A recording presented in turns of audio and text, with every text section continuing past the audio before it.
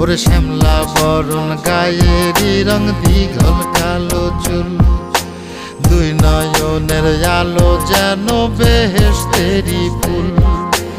হীরা মন পাখি রে তুই, হীরা মন পাখি, হীরা মন পাখি রে তুই, হীরা মন পাখি।